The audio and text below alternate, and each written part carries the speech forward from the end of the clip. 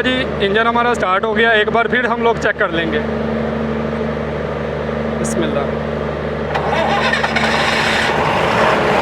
और आपने याद रखना है कि कभी भी आपके यहाँ पे लूज़ कनेक्शन नहीं होने चाहिए। ये टर्मिनल आपका फुल टाइट होना चाहिए, ये नहीं बल्कि सारे ही टर्मिनल टाइट होने चाहिए। बिस्मिल्लाहिर्रहमानिर्रहीम। अस्सलाम वालेकुम फ्रेंड्स, मैं हूँ मैकेनिक तो आप दे रहे हुए लाइफस्टाइल इन डेज़र्ट। उम्मीद करता हूँ आप सब लोग खैरियत से होंगे। अल्लाह के फजल व करम के साथ मैं भी ठीक ठाक हूँ।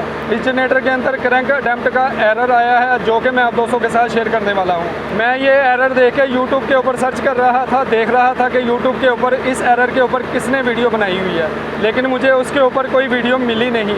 तो मैंने सोचा ये एरर मेरे पास आ गया तो चलो मैं वीडियो बना के आप दोस्तों के साथ शेयर कर देता हूँ। तो चलो दोस्तों वीडियो शुरू करते हैं। ये मेरे पास 250 kVA परकन का जनरेटर है। तो जैसे ही हम लोग इसको स्टार्ट करते हैं तो ये इंजन स्टार्ट ही नहीं होता, यहाँ पे क्रैंक अटैम्प्ट का एरर आ जाता है। तो चलो ये स्टार्ट करके मैं आप दोस्तों को भी दिखा देता हूँ।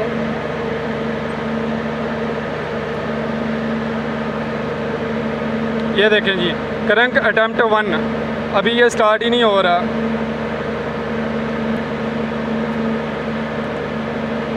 अब ये देखें इंजन स्टार्ट नहीं हो रहा। क्रैंक अटैम्प्ट 2 पे चला गया, इसके बाद फिर क्रैंक रेस्ट होगा, फिर क्रैंक अटैम्प्ट 3 पे चला जाएगा। ये देख सकते हो, ये देखें क्रैंक अटैम्प्ट 3 पे चला गया। अब एरर देके ये बंद हो गया।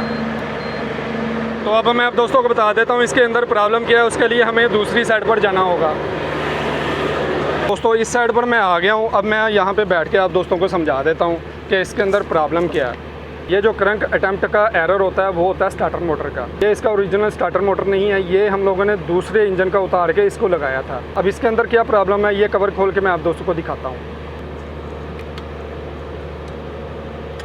याद रहे ये 24 वोल्ट का जनरेटर है, तो आपने सबसे पहले इसकी बैटरी की तार उतार लेनी है, उसके बाद ये कवर खोलना है। और ये जब कवर दोबारा लगाना है या इंजन स्टार्ट करना है तो फिर आपने बैटरी की तार को वापस लगा के इसको अच्छे से टाइट कर देना है। कवर खुल गया तो मैं कवर इसका बाहर निकाल लूँगा। यहाँ पे नीचे देखें तो ये आर्मेचर है और यहाँ पे इसके कार्बन है। इसको 4 कार्बन लगे हुए हैं चारों तरफ से। एक कार्बन ये है, एक ऊपर है, एक नीचे है, एक इसके सामने है। 4 कार्बन इसको लगे हुए हैं जो स्टार्टर मोटर को घुमाते हैं। अब हो क्या रहा है, जैसे ही हम लोग इंजन को स्टार्ट करते हैं तो ये वाली पतरी इसके साथ अटैच होती है, ठीक है,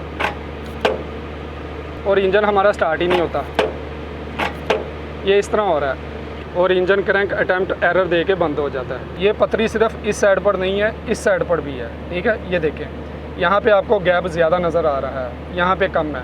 ये देखें ये पतरी मूव करती है ना, सिर्फ ये वाली पतरी इसके साथ मिल रही है और ये वाली नहीं मिल रही।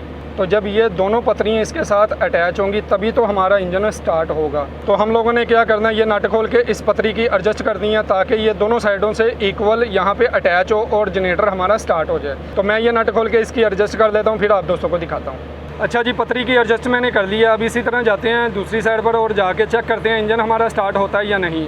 उसके बाद इसका कवर हम लोग लगाएंगे।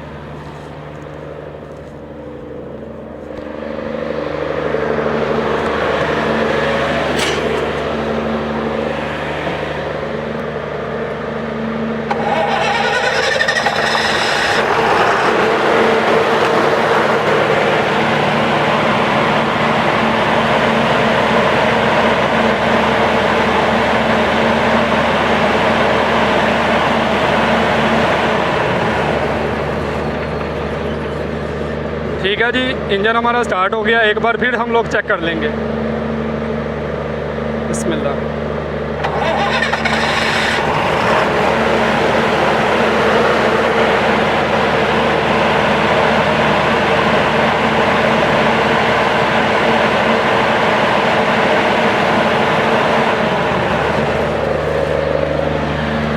इंजन हमारा स्टार्ट हो चुका है। कवर हम लोग लगा देते हैं वापस।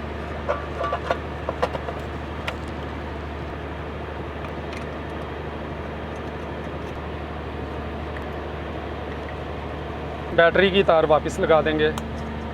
और आपने याद रखना है कि कभी भी आपके यहाँ पे लूज़ कनेक्शन नहीं होने चाहिए। ये टर्मिनल आपका फुल टाइट होना चाहिए, ये नहीं बल्कि सारे ही टर्मिनल टाइट होने चाहिए। अगर कोई टर्मिनल लूज़ हुआ और आपने इंजन को स्टार्ट किया तो आपकी बैटरी का जो पोल है वो डैमेज हो जाएगा। तो मैं इसको टाइट कर देता हूँ। अल्हम्दुलिल्लाह हमारा फॉल्ट भी ट्रेस हो गया और हम लोगों ने इसको क्लियर भी कर लिया। आप दोस्तों ने देखा ये छोटी छोटी चीज़ें होती हैं, छोटे छोटे फॉल्ट होते हैं जो हम लोगों को समझ नहीं आते। तो इन्हीं फॉल्टों को क्लियर करवाने के लिए हम लोग मैकेनिक या इलेक्ट्रिशियन को बुला के हज़ारों रुपये दे के ये छोटे छोटे फॉल्ट क्लियर करवाते हैं। लेकिन ये है कि अल्हम्दुलिल्लाह अल्लाह पाक ने उन लोगों का भी रिज़्क लगाया हुआ है। तो आज की वीडियो यहाँ तक के लिए उम्मीद करता हूँ आप दोस्तों को वीडियो अच्छी लगी होगी, और अगर वीडियो अच्छी लगी है तो लाइक शेयर सब्सक्राइब कर दीजिएगा मेरे इस चैनल को। फिर मिलेंगे नेक्स्ट किसी वीडियो में, तब तक के लिए अल्लाह हाफिज़।